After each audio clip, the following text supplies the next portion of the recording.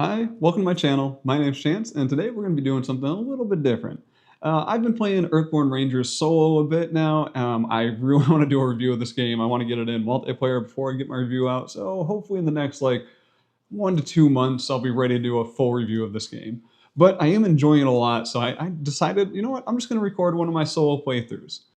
Hey everyone, just giving a quick comment before I get started here. Let me know in the comments if you find these playthroughs useful. I will work on getting some new lighting to improve things if you guys enjoy this type of video. So definitely give me some feedback if I should put some more effort into these. Thanks.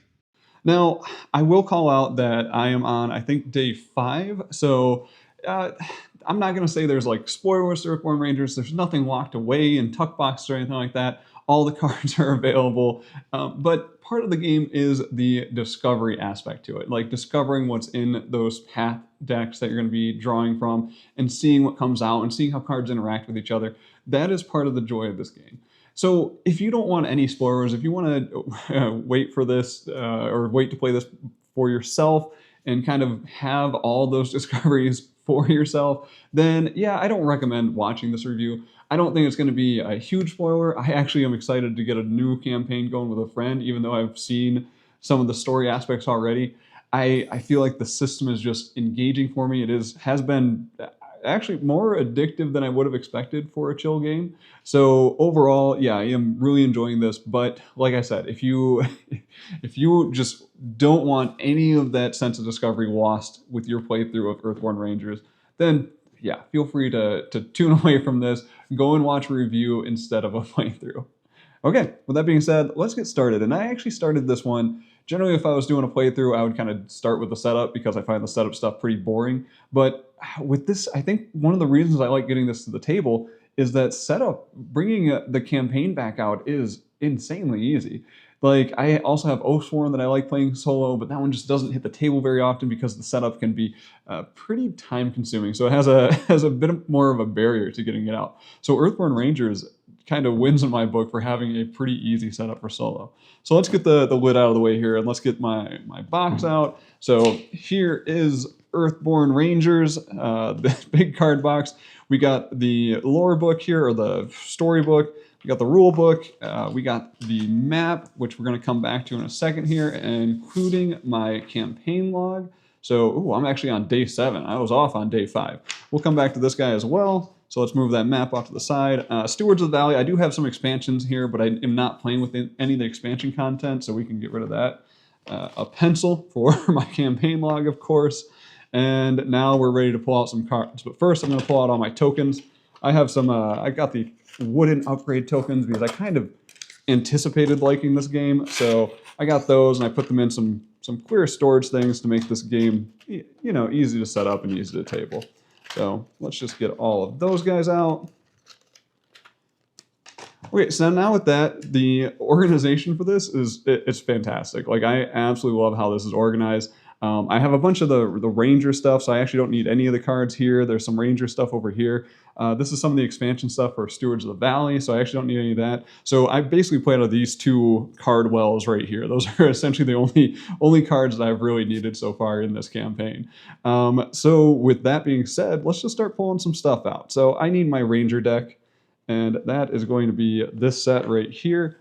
Now, I'm running one campaign right now, so I do like to store some of my cards together. Generally, I'd put away some of these cards, like I have a weather card, a location card, and the quest cards, that I would generally put back into their respective slots, and then I just look at my campaign log to see which cards I need.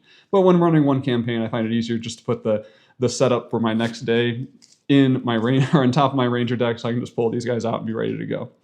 And then I'm also going to need some path cards and stuff like that. We'll get to that in a second. Let me move this stuff out of the way. So I'm going to get the rule book. Let's throw that up top there. And let's move our cards off to the side. There we go. And you know what? Let's get our day set up. So first up, I'm looking here. I am on day 7. And day 7 is a downpour. So that's going to be my weather card for the day. So I got my weather card. This is just, it's raining out. So let's throw that up top here.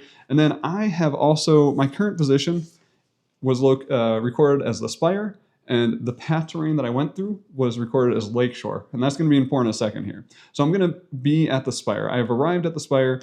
I'm going to flip this one over first because we're going to be doing something with that, but we'll come back to that in a second. Now, next up, I got some missions here. I'm just going to lay out my missions, and we'll talk about those once I get everything else set up as well. So this is the surroundings up top here. That's the kind of the area that I'm in for this game. Now, next up, I'm going to throw out my Ranger cards. So I got my 2 reference cards over here. I got my aspect card for my Rangers. I got my Ranger, let's say, he's got a little special ability. Now, my Ranger, I chose to be an Artificer Shepherd.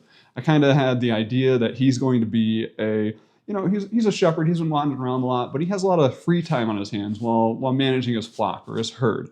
And in his downtime, he likes to just, tinker around with some objects. So that's why I went with Artificer Shepherd. Also, I have a dog. I have dogs and cats. I like animals, so the shepherd thing fit. And I'm also an engineer, so Artificer just kind of spoke to me. So those 2 things together seemed like that'd build up a interesting Ranger for me to interact with this world. Now, next up, I do have my Ranger deck. I do have some upgrades in here already, so I've already done my upgrades for my last session. Basically, at the beginning of the game, I'm just going to shuffle this guy up. So let's just get this one shuffled and do one more. Get some good randomization in there, right? There we go. So that guy shuffled. Now my Ranger deck is ready to go. I'm going to move these out of frame here, all these tokens out of frame, so I have a little more space. Generally, when I'm not recording, I can spread things out a little bit more, but yeah, today I'm trying to make this a little visible for everybody. So, okay, we got our Ranger deck. I would start with a hand of 6 cards. So there are my 6 cards, and we'll look at those once I finish the rest of the setup. So, like I said, I did go down a path. I'm at the Spire, and I went down the Lakeshore path. So generally I can look at this like I know the direction I traveled on this map. We are currently at the Spire location here, and I actually came from Kobo's Market, so I traveled along this path here, which is this icon. And if I look at that on my icon reference, we got Lakeshore. So I have gone from Kobo's Market to the Spire along the Lakeshore. And the idea is that I'm essentially traveling along that path to get to the Spire, and now it's time for me to interact with the things on the path. So I'm going to go through my little organizer over here. I'm going to grab my path cards for the Lakeshore. So they're super easy to get out. Those are all my Lakeshore cards. They have the icon in the top left corner. Also a name down on the bottom and tells me this, what card number out of the set it is. Then the other thing is to note is that the Spire is one of these kind of special locations. Generally, if I was at one of these more beige locations, I would be drawing from a generic deck of kind of characters and things to encounter. The Spire, though, is a special location that I have to draw from it's called a pivotal location. So I'm going to take cards from the pivotal location deck. So you can see here I have pivotal locations, which I actually put someone back in the wrong deck last time. Let's throw that back in there. So there we go. So we got our pivotal locations, and this is kind of the yellow icon ones. So I'm going to search for the Spire in my pivotal locations deck, and we're going to go on through. Hey, there we go. We got the Spire. I can see the name down bottom. There are 6 cards for the Spire. So I'm going to take all the cards for the pivotal location, and those are going to be added into my path deck because that is the location that I am traveling to.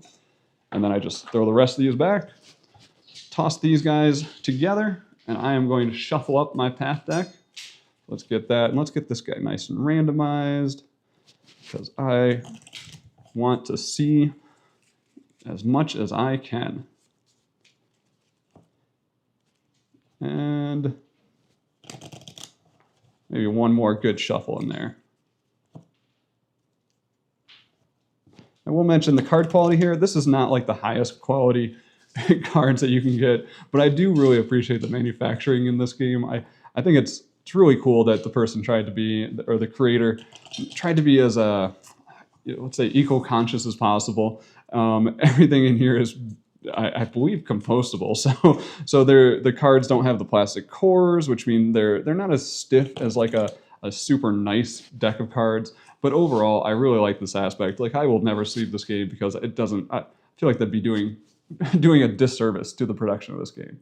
All right, so that's my path deck. I'm going to put those off to the side there. Then I have one more deck to shuffle before we get started, and that is the Challenges deck. So the Challenges deck, we're going to definitely talk about this one a little bit more, but I'm just going to shuffle this guy up so we can get ready and go, and then we'll be ready to finish our kind of lore reading steps before we kick off this this session.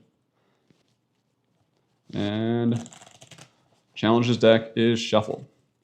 Okay, so first up, I'm going to add some tokens here. I'm going to go through, I'm going to say, so Downpour, if I look at this card, this says it's going to start with 4 rain on it. So I'm going to throw a tracker on there for 4 rain. Note, I do have the upgraded tokens, well, the upgraded wooding components, like I said. Generally, I think there's going to be like cardboard chits and stuff that come in the base box, which I have somewhere around here, but yeah, I do like using these dice. All right, now let's actually, you know what? Before I start the rest of the setup, I'm going to go through and just refresh myself on the quest that I'm currently working on. I got accommodation here. This is a mission that I've made no progress on. I've agreed to help the Spirit Speaker now investigate the caustic mulcher's purpose in the ecosystem. So this is going to be exploring the woodlands of the valley where the caustic mulcher can be found. So right now I am not in the woodlands. So this quest is kind of just, I'm not making any progress on that quest today, at least right now. So we're going to set that one out to the side. I also have this archaeology. So essentially I'm trying to find ruins. Every ruins that I clear, and we'll get to that, will add a check mark. Right now I've only found 1 ruin, so I've only got 1 check mark on that one. We got Watcher in the Brush, which is you have felt the working presence following you since your discovery of the strange biomeld corpses. It generally stays out of the sight, so you're going to have to confront it to figure out what it is. I feel like this is one of the interesting ones in this, and this one gives me a path deck assembly instruction. So this one says add the mysterious Verdacian to the path deck. So I need to clear it. So essentially, this is one of those things where I have something interesting is happening, and it's going to ask me to modify the path deck. And this is something, as long as this quest is out and I have not encountered this thing, when I hit my camera, there we go. As long as I've not encountered it, basically I'm going to continue seeing it. So I'm going to look for the, what is it called? The Mysterious Verdacian. So Mysterious Verdacian. Well, I don't want to look at what that is, so I'm just going to flip that down. I want to be surprised when it comes out. So we're going to throw that in the path deck, and we're going to shuffle again. Then the other one I'm working on is kind of like, I think this is one of my main quests here, Sensor Network. I made no progress on this one. I'm not going to make any progress on it today either because I need to make it to these locations. And right now I'm stopping at the Spire. I've just been, I'm traveling around, and this is kind of like, it's a bit of an open world thing. I don't need to follow the quest path that I'm doing. I can kind of just go off and do whatever I want. But in this case, I am trying to do those quests. It's just right now my path has taken me to another town, let's say, and we're just going to see what happens here. So now I've got this path set up. There we go. Now let's read our arrival instructions. So on the back side of every location card are some arrival instructions. I do path deck assembly. It says do not, I probably should have read this before I set up. Do not add the Spire set to the path deck. Shuffle it separately and set it face down next to the path deck. This is the Spire deck. You see, this is what I get for doing a playthrough recording and not doing my usual routine and trying to change things up. Now, generally, that's how I would do things, but this one has a special instruction where I now have a separate Spire deck, which is the first time I've encountered this type of setup, which is probably why I tried skipping some steps. That's what I get. But like I said, this game is pretty easy to set up, so this is not that big of a hurdle. Okay, now those feel like they're pretty mixed up. Let's move that down. We're going to make this our Spire deck right here, and yeah, let's do that. Now, next up, I did forget to read, anytime I see this book symbol and a number, this is saying I want to read that entry in the lore book. So I'm going to go over here. I'm going to grab my, that's the rule book. Let's grab the lore book. And we're going to go to entry number 5. So entry number 5, 4, 3. Oh, that skips ahead fast. 3, oh, 5 has got to be right in here. 5, the Spire. So Solaria, so basically I have some rule or some if-then statements in here. It says if someone's in play, go here. If this person's in play, go here. Otherwise, I'm just going to read this. I got rising out of an island in the middle of the Silverfin. The first thing you spot is the landmark that gives the town its name. A massive gray spire at the center of the island towers over the cottages, workshops, and trade halls that make up the rest of the town. As impressive as it is, you know that it is but a protrusion of the ancient archaeology that extends deep into the roots of the valley. Now I do know, like, I'm interested to see what happens if I have Tala the Red, because I did encounter her before, and she's looking for a place to live in the valley. Like, this is something that just it carries over from play to play. So if you remember the things you've encountered and seen, so Tala the Red was a generic character that I'm trying to find, or I know she's looking for a new home in the valley. And I took her to one town, and she was like, "Oh, this place is neat, but it's not really where I want to stay." And she kind of went off and did her own thing for a little while. And I'm expecting to encounter her again. If I can make it to the Spire with her, I think she might like staying there. So it's going to be interesting if I can find Tala the Red again and see that entry for her. Now here I do my setup. So Lead Ranger is going to draw one path card. And right there is my first path card. And then the next Ranger, so if I was playing with multiple people, we'd go through and do the next Ranger. But now I'm done setting up the Spire. And it's usually good to check out what the Spire can do. So, and just, I do really like the art in this. It really adds to the kind of chill experience with Earthborne Rangers. But here I have a check I can do, fit plus this little explorer symbol, the compass symbol, and enter. And this one says, the bustling town of Spire, to move your ranger, so that icon says your ranger, to this location and draw one card from the Spire deck. Ooh, so this is how I draw from that special Spire deck that I set up poorly in the beginning of this playthrough. And then this says, when I would draw one path card, if your ranger is on this location and there are cards remaining in the Spire deck, you may draw one card from the Spire deck instead. So basically, if I'm in the town of the Spire, I can draw from the Spire deck and kind of explore the area of the Spire instead of dealing with the obstacles on the path deck. That's kind of an interesting thing. This is the first time this has happened in my 6 days of playthrough, right? So, okay, so the path card I drew, we got a couple symbols here. So this is the lakeshore. We're traveling along the lakeshore to get to the Spire. First up, there is the icon that has the down arrow. That means it's going to be within reach of my ranger. There's also, I believe it's called along the way, and then we have our surroundings. So right now, this little Tidewater Muckets is within reach. Now, I've seen these guys before, and I love having these guys out because I know that I can kind of recover some fatigue here. Fatigue is kind of the thing that is going to limit my person from being able to do more actions and traveling further. So in this case, these guys are kind of nice to have out here in the beginning. But now that is the end of the setup. I got my weather card set up. I got this set up here. I should probably put my tokens out here because, so this card represents what my ranger is kind of basically good at. So I got 2 spirit tokens. I got 2 fitness tokens. And then we're going to do 3 awareness tokens. So I'm very aware. I figured he's a shepherd. He definitely has some awareness. Oop, I put the fitness on the wrong one. There we go. Okay, now we're basically good to go. I did draw my hand of cards. I do like to take a quick look at this. I got one of my reward cards here. I got some of my basic equipment cards. Ooh, I got another reward card that I've never used. So we have some interesting stuff. We'll see what we use during this game. Next up, I got the round structure. So this is telling me how I'm going to play out each round of this game. First up, I'm going to draw one path card. So we're going to go here, draw a path card. Oh, the Romping Neutrino. I run into these guys all the time. So you got the arrow. He's going to be within reach. This guy, they're a little bit of a pain. These guys just kind of annoy you. They cause a little bit of chaos. They don't like you in their territory. They're not really very harmful, but they're just there to bother me. Okay, so he is now within reach, and now we are ready to take action. So we're down to Ranger turns, and basically I'm going to be playing cards, performing tests, or choosing to rest. I have a pretty full deck here. The deck kind of represents how much energy I have for the day, so I am nowhere near needing to rest yet.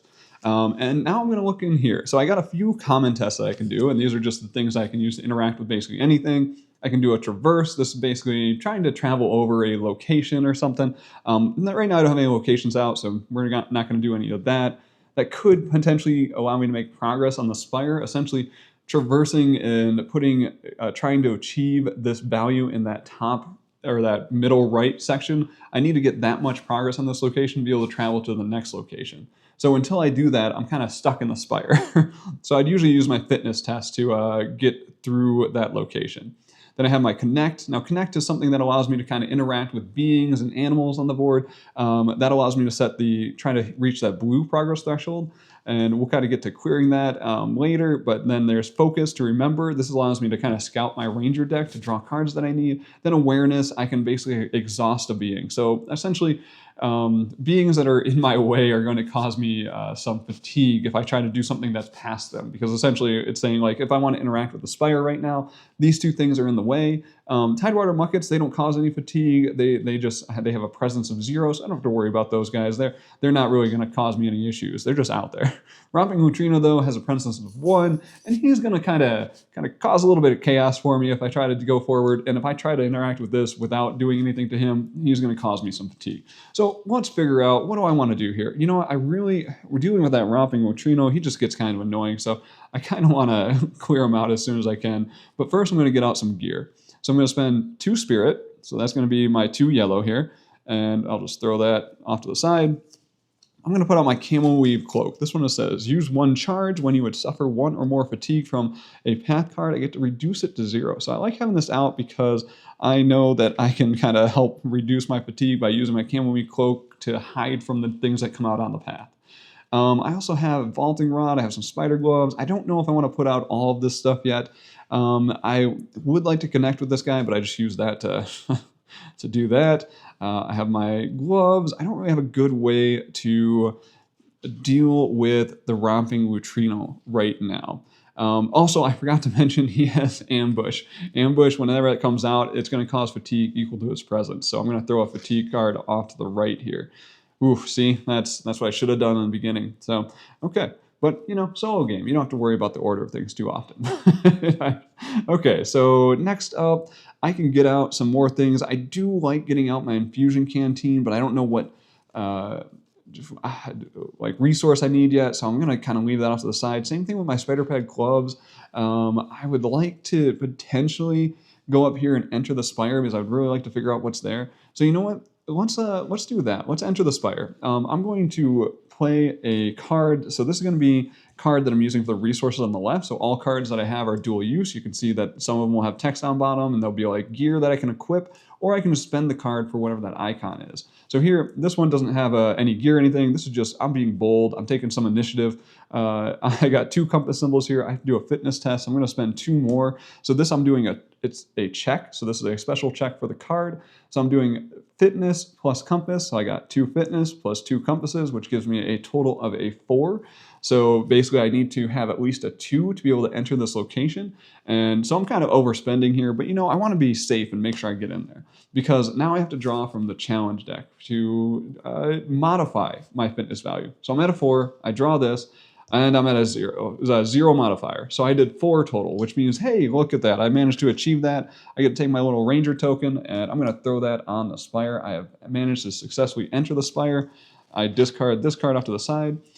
Now we have to finish off this challenge card. So first up, this is the modifier to whatever I committed for my energy. And this is to represent the kind of unknowns in the world, the things that you don't really have control over. In this case, things went as planned. I managed to make it through. But you see, if I was doing like a connect test with my spirit, I would get -1 spirit for that test.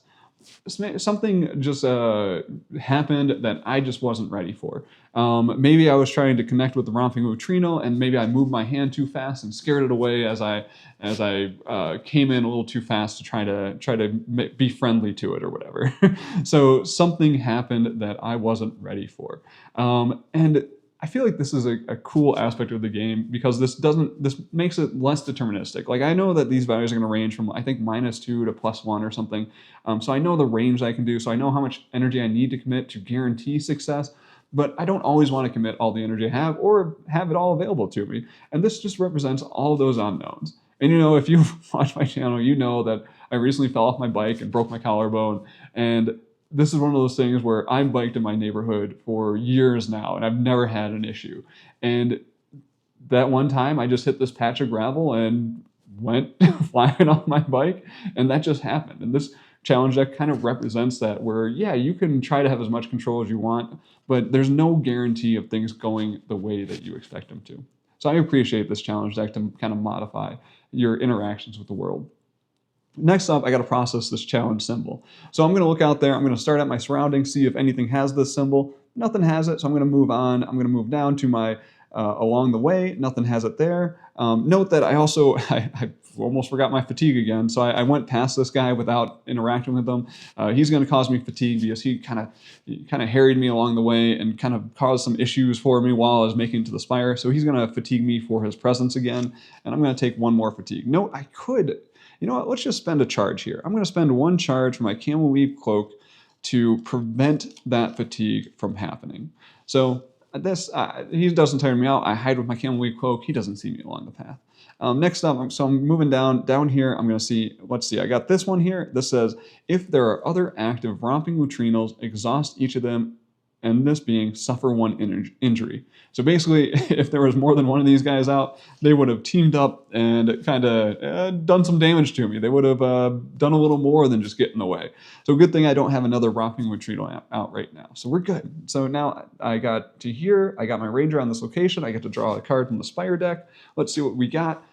We got Elder Mora Orlin, and she has an entry. So I'm going to go to my lore book here, and I'm going to look up entry number 60. Let's go on through 66, 64. There we go. And we got 60, Elder Mora Orlin. This says, if I've completed Lure, Umbra, I go to 60.1. I don't think I've completed, I've completed one Lure, but not, I don't think I've done, yeah, I've done one Lure, but I haven't done Umbra yet. So that one's incomplete. And it says, otherwise go to 60.2. So I'm going to go to 60.2. Elder Orlin looks you up and down and snorts gruffly. If you were a piece of wrought carbon, I think I'd stick you back in my forge until you were properly tempered. But you are wearing a ranger cloak, I suppose. What's your business around the spire? So this one says, queer Elder Orlin with basically the friendly symbol to ask if she needs help around the spire. So that sounds like I'm going to be able to pick up a quest from Elder Mora Orlin if I want. And she's also friendly, so she doesn't fatigue me if I try to interact past her or anything. I also have a new interaction I can do with her. I can focus and listen to the wisdom of the elders to return a moment from your hand to your collection to choose a starting moment from your collection that you meet the aspect requirement for and add it to your hand.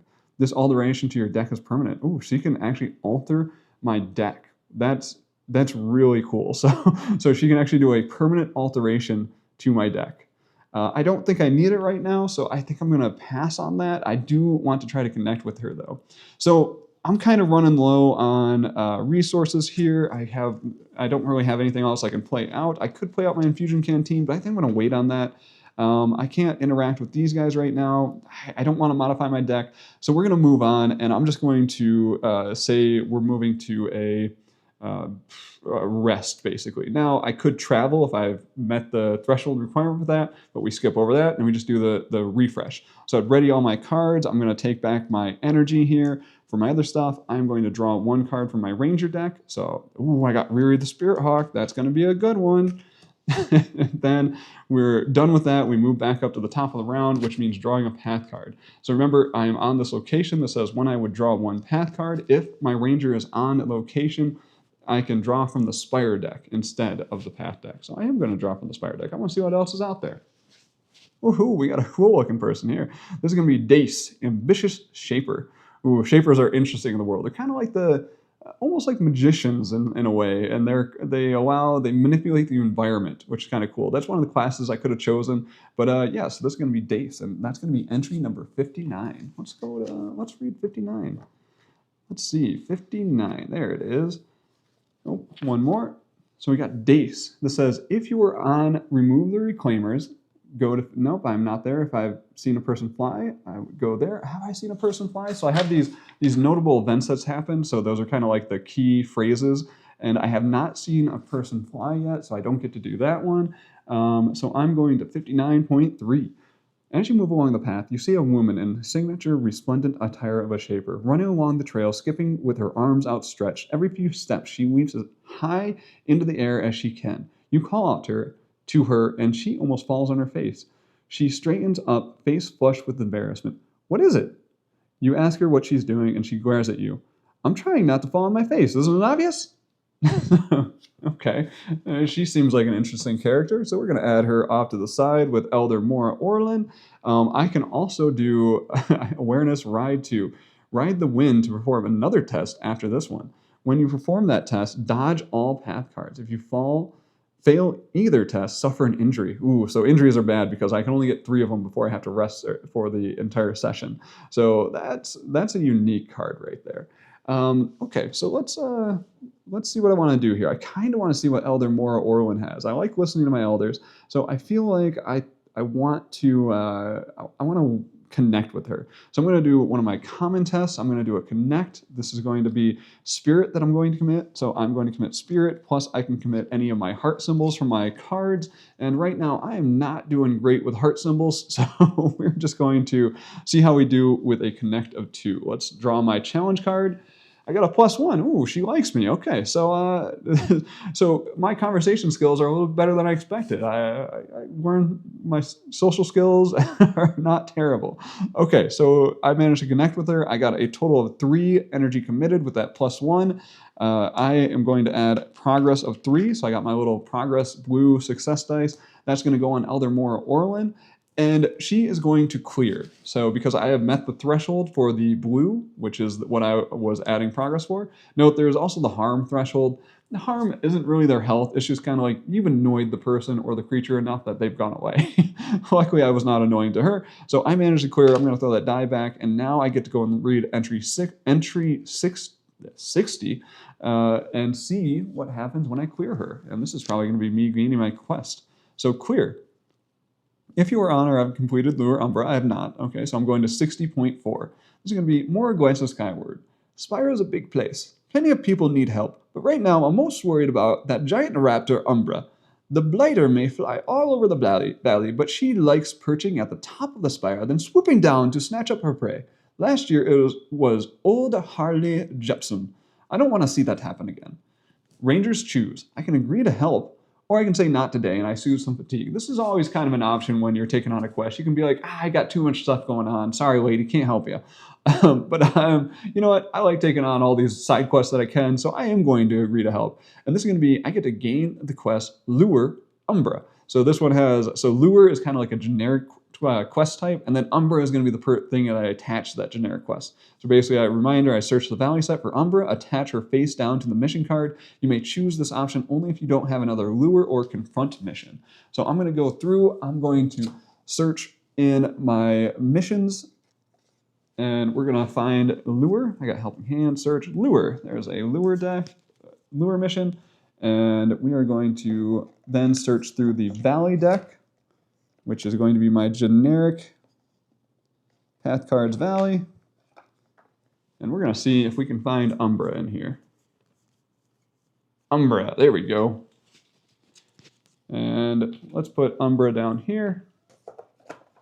So this one says, Lure, locate the megafauna, and then essentially when I'm just going to throw this face down under the lure, and that's going to go into my mission. I am going to update my mission log to say that I now have, and I'm on day 7, so on day 7 I've gained the quest Lure, and it's going to be Umbra. There we go. So Elder Mora Orlin is cleared. I'm going to move her off of the map, and now remember I have to process my challenge card here. Nothing happens up top. Oh, actually there is something that happens here. If there are 2 active predators and at least 1 set-aside prey, exhaust them, return a set-aside prey. So with Lure, I'm trying to collect prey to basically lure out the thing. So this would make it so I reduce the prey that I have on this card to be able to achieve that one. But I don't have to worry about that here because there's only 1 predator. Next up, I got Dace, and now I can activate these in any order I want, but essentially Romping Luchino, this is the same one, not going to activate because there's only 1 Luchino. Then over here with Dace, this one says, if there is an active predator, exhaust it and add harm equal this to this being equal that predator's presence. So this one's going to be exhausted, and then I'm going to add 1 harm to Dace. Dace, while hopping around, kind of scared of Lutrino, and the Lutrino swiped at her. So Dace is like, oh, maybe I shouldn't be in this area. Okay, there we go. So now we're good on that one. And you know, it's kind of nice that Dace distracted this Lutrino for me, because now I don't have to worry about it when I'm interacting with stuff. I am going to also use I get to use my ability here. I'm going to exhaust this one to spend 1 energy to add a token to a tech. I'm going to recharge my camel weave cloak just because I can, you know. And then next up, I do want to bring out Riri the Spirit Hawk. So to bring out gear, like I did with the camel weave cloak, I have to pay for it. So this is going to be, I have to pay 2 awareness. I'm going to take those 2 awareness tokens, and I'm going to add Riri. And I'm going to put Riri off to the side here. Riri is really nice because Riri likes to harass other beings on the board for me. That way, kind of can scare them away with a little bit of harm, which is super helpful because sometimes I don't have the bandwidth to deal with everything on the board. So Riri helps me out quite a bit. Riri can also survey the path deck for me, so I can kind of mitigate the luck of the draw on that path deck. Next up, I don't think I want to play any of these yet. I want to save these for the symbols potentially. So I want to call that good. Next, I think I'm going to do a traverse because I would like to make some progress on this if I want to leave. So let's do a fitness test. I'm going to do just 2 fitness on there. And if I wanted to, I could commit some compasses. I do have 2 compasses, but it's also gear, pretty good gear too. It's my gear that allows me to get past obstacles. Because essentially, if there was an obstacle out here, I can't actually do the traverse test until I get past the obstacle. But you know what? I want to make progress on that. So I'm going to discard 2 of these for the compass symbols because that's what the traverse test needs. I got 2 fitness, 2 compass symbols. Now I'm going to draw from the challenge deck and hope for the best. And hey, looks like this traversal was a bit easier than I expected. The path was less rough terrain than anticipated. So I managed to do a total of 5. So I managed to put a total of 5 progress on that location. So there we go. That exceeds the threshold of 4. And you can see that says 4R. That's 4 per ranger. So if I was playing with other people, we would have to get 4 per ranger that's out there. Since I'm by myself, I've made enough progress. If I wanted to, I could leave the Spire on the travel phase. But that'll do it for the fitness test. Next up, I'm going to process this symbol on the challenge card. Starting at the top, I do have something to do here with Downpour. This says, discard 1 rain from this card, and then each ranger suffers 1 fatigue. If there is no rain remaining, I flip it. So essentially, it's raining. It's kind of weighing me down a little bit. So I discard a fatigue card for fatigue, lower this down to a 3. And then we're going to move on to the next cards. Now, anything exhausted, I don't have to worry about, so that Romping Neutrino is not going to do anything. And then here I have, if there is an exhausted predator, I ready it. Whew, man, Predator seems to have found some Tidewater muckets and gained some energy there. So I've readied that one, and I exhaust this being, and that is going to be it for the challenge symbol. So now we're moving up top.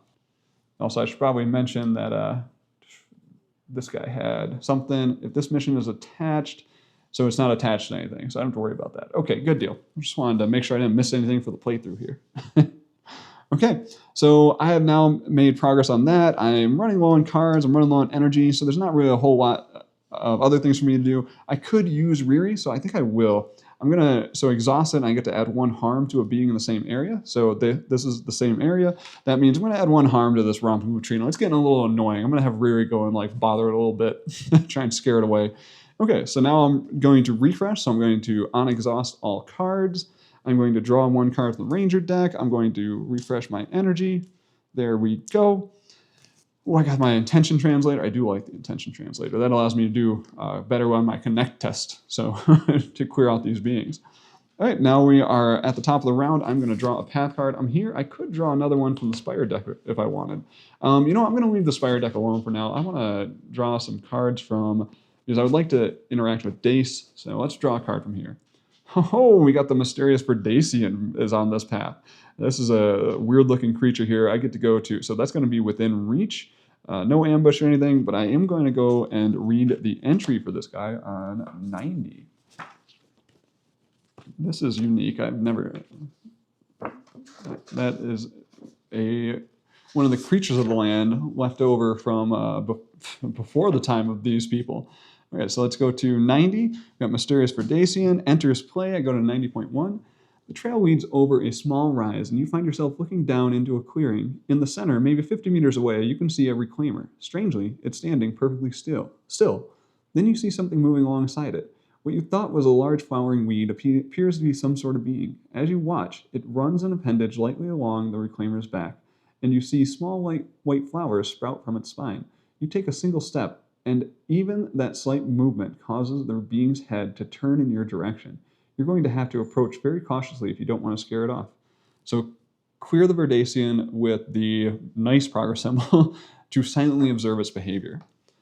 That sounds interesting. So I would like to do that.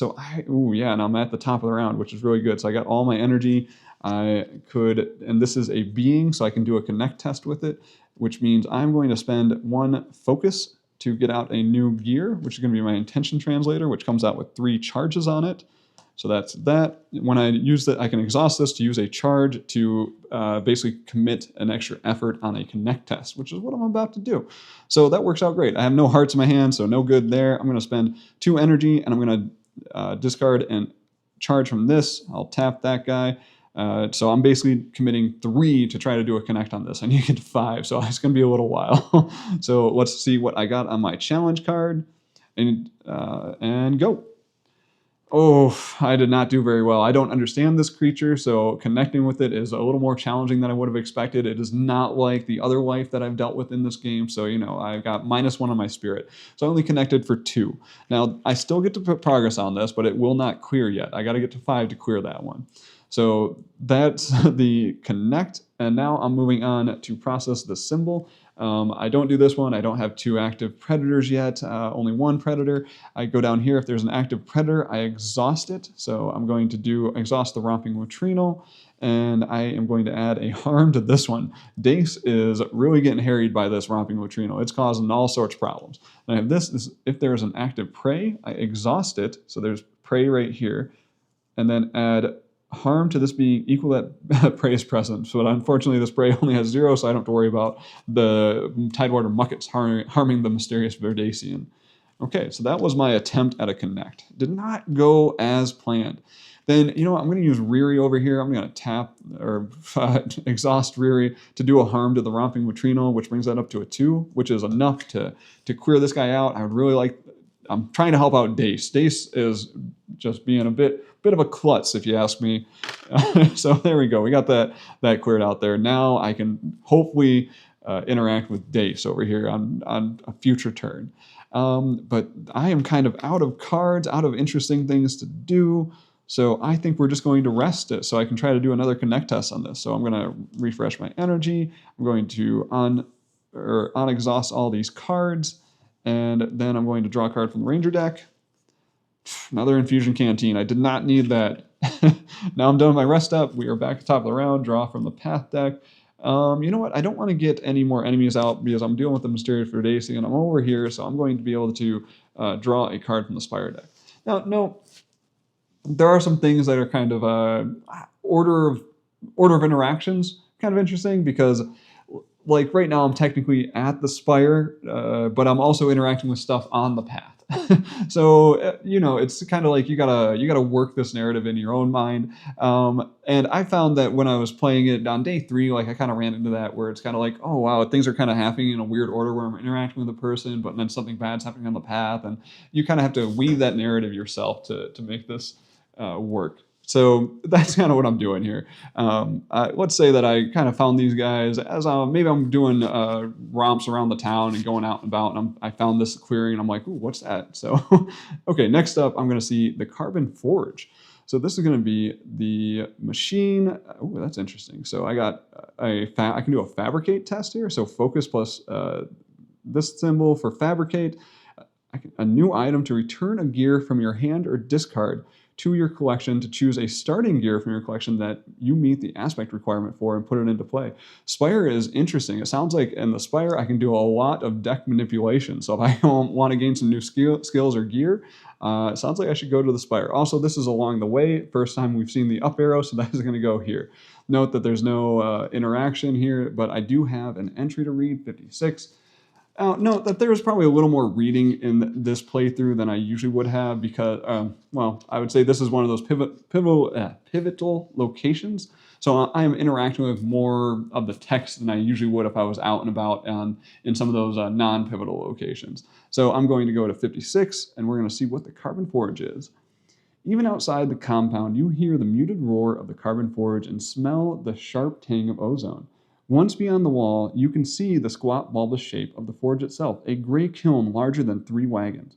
As you watch, a trio of sweating artificers haul a series of heavy curved beams out of the forge's mouth, frames for a roof.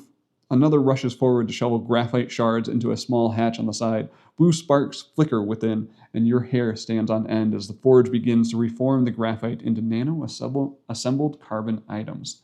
So the war in this world is super interesting because it's kind of like there was the fall of the civilization, and the ancestors were incredibly technologically advanced, but they kind of destroyed their world. This might be say, an analogy for climate change.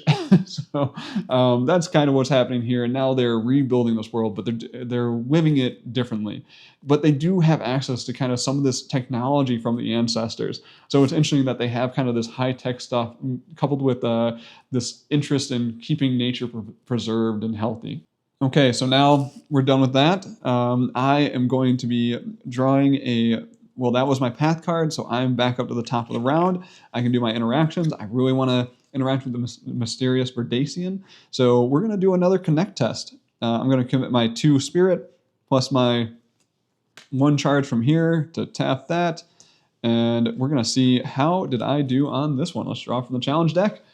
0. Hey, I didn't ruin it this time, you know? So this time I learned my lesson from that first one, and it's like, okay, I see that you didn't like what I just did. So I did something that didn't totally annoy it this time. So I got my 3 committed effort on this one, which means I get to add 3 progress to this, making this a 5. Hey, that's what I need to clear it. So let's clear this card and go and read that entry 90 again, see what this mysterious Verdacian is all about. And we got a 90. There you are. So clear it, 90.2. You stay far enough away not to alert the being and decide to follow it as it leaves the reclaimer and leaves the reclaimer and disappears into the underbrush. As you follow, you notice strange plants along the trail. The tiny twisting vines don't appear to be native to the valley, but look similar to plants you heard of in the Verdessa. Perhaps that's where this being is from? But in any case, perhaps you can follow the trail left by these vines.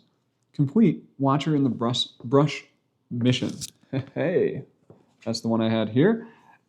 Or deeper motives. So complete that mission. Return Mysterious Verdacian to the general set.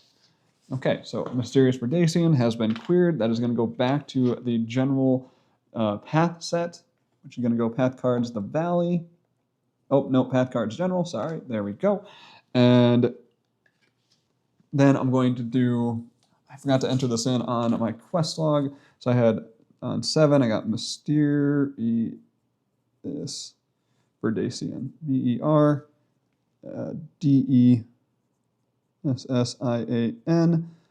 This one has been cleared. And now I get to see clear the Mysterious Verdacian with progress. Interesting. So that one is done. I bet that's going to be kind of a key thing that comes up on one of my future missions. So, okay. Now we can do some more stuff here. If I wanted to, I could go and interact with this.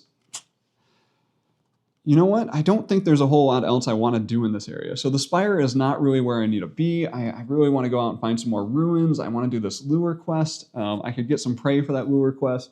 I have this other stuff, so I'd really like to travel and go to one of these other locations. So I think I would call... Oh, I need to carry out the challenge card. So there's none of these symbols up top here or here. There is one here. This one says if there's an active predator. There is not, so I don't have to do anything with that one. And that would be that. So in this case, I would probably say, you know what? I don't really have anything interesting to do on the spire right now. I could try to clear this person to try to get another quest, which I probably would. I think, though, I think I'm going to call this for the playthrough. So, because there's still more I'd want to do. Like, I have a lot of energy left in my deck here, so I could spend more time in the spire, but essentially, at the end of this, maybe I say, at the end of this round, maybe I say I want to travel. Because essentially, I do my ranger turns, and then I do my travel. When I travel, all I'm going to do is I'm going to leave out anything that says persistent. So I have like my bird here that says persistent. That one would stay out. All these other cards on the path deck, they would be returned to the path.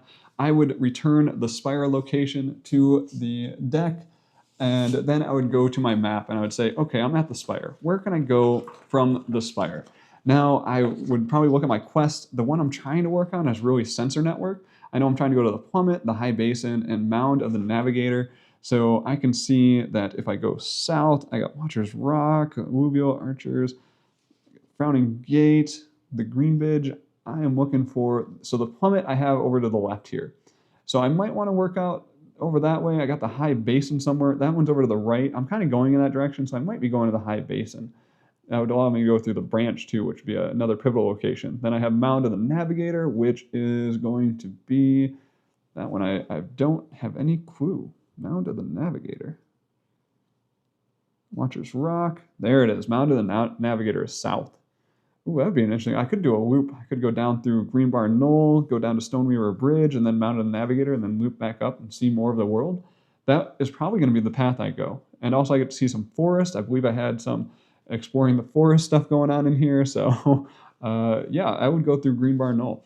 So the way this would work is I would just clear out my location and my path deck. Then I would essentially grab the new path deck. I would take the forest cards now, and or woods, I should say. And then I would grab the location for Greenbar Knoll, do the whole setup again. I would not refresh any of my deck or anything. I would just on exhaust all my cards, give myself my energy back, put these guys away, and travel to that new location and build that new path deck. So really just an incredibly streamlined setup for moving from a location to a location and just traveling between locations. Now note that I could stay in the Spire as long as I wanted. I could just stay here until I exhausted my deck and then just rest here and then go on to the next day.